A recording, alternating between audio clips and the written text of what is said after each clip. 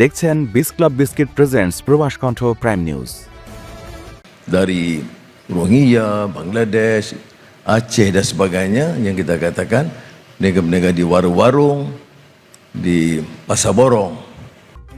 মালয়েশিয়ায় tourist visa বা visitor visa ব্যবহার করে অবৈধভাবে ক্ষুদ্র ব্যবসা পরিচালনাকারী বিদেশি নাগরিকদের বিরুদ্ধে কঠোর অবস্থান এবং ক্ষোভ ঘোষণা করেছে দেশটির সরকার।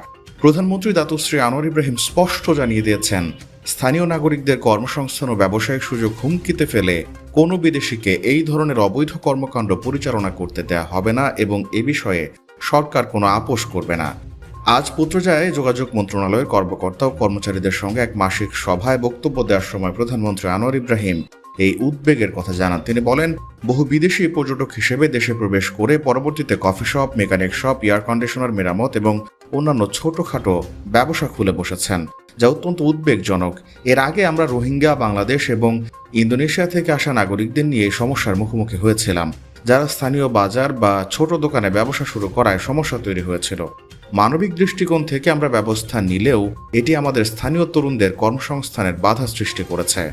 Dari Rohingya, Bangladesh, Aceh dan sebagainya yang kita katakan berniaga di warung-warung, di pasar borong menjadi masalah. Tentu kita dalam kemanusiaan ini, dalam cara tindakan kita itu harus berperi kemanusiaan. Tetapi dia menghalang kadang-kadang pekerjaan anak-anak tempatan. মালয়েশিয়ায় থাকেন, আন্তর্জাতিক কর্মপরিবেশে smart ও সফল career করতে প্রস্তুত? তবে আপনাকেই খুঁজছে প্রাণ মালয়েশিয়া। সমগ্র মালয়েশিয়া জুড়ে বিভিন্ন পদে আপনি হতে পারেন আমাদের পরবর্তী টিম মেম্বার। আপডেটেড সিভি সহ হোয়াটসঅ্যাপ করুন এই নম্বরে।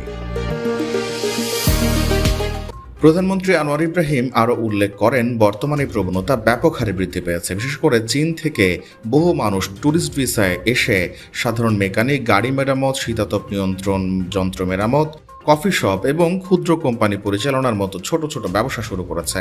ব্যবসায়িক নিয়মকানুন কঠোর করার ঘোষণা দিয়ে মালয়েশিয়ার প্রধানমন্ত্রী বলেন, এখন থেকে প্রতিটি ব্যবসা নির্দিষ্ট নিবন্ধন ও স্থায়ী ঠিকানা থাকতে হবে। কোনো নির্দিষ্ট ঠিকানা ছাড়া বিভিন্ন স্থানে ঘুরে ঘুরে বা অন্য কোনো উপায়ে ব্যবসা পরিচালনা করা যাবে না। লাইসেন্স বাতিলের কড়া হুঁশিয়ারি একই সঙ্গে তিনি স্থানীয় নাগরিকদের সতর্ক করে দিয়ে বলেন, যদি কোনো মালয়েশিয়ার নাগরিক বিদেশি নাগরিকদের অবৈধভাবে ব্যবসা করার জন্য নিজের পারমিট বা লাইসেন্স ব্যবহার করতে দেন, তবে তা সরাসরি বাজেয়াপ্ত করা হবে। কুয়ালালামপুর সিটি হল ডিবিকেল ইতিমধ্যেই এই ধরনের প্রতারণার বিরুদ্ধে ব্যবস্থা হিসেবে লাইসেন্স বাজেয়াপ্ত করা শুরু করেছে। আনোয়ার ইব্রাহিম ক্ষোভ প্রকাশ করে বলেন, অনেক ক্ষেত্রে দেখা যায় ব্যবসার নাম ও লেবেলটি শুধুমাত্র দেখানোর জন্য ব্যবহার করা হয়, কিন্তু ভেতরের সমস্ত পণ্যই বিদেশ থেকে আমদানি করা।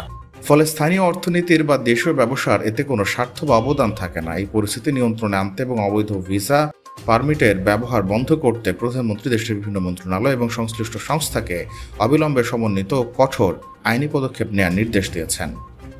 প্রবাস কণ্ঠ নিউজ ডেস্ক।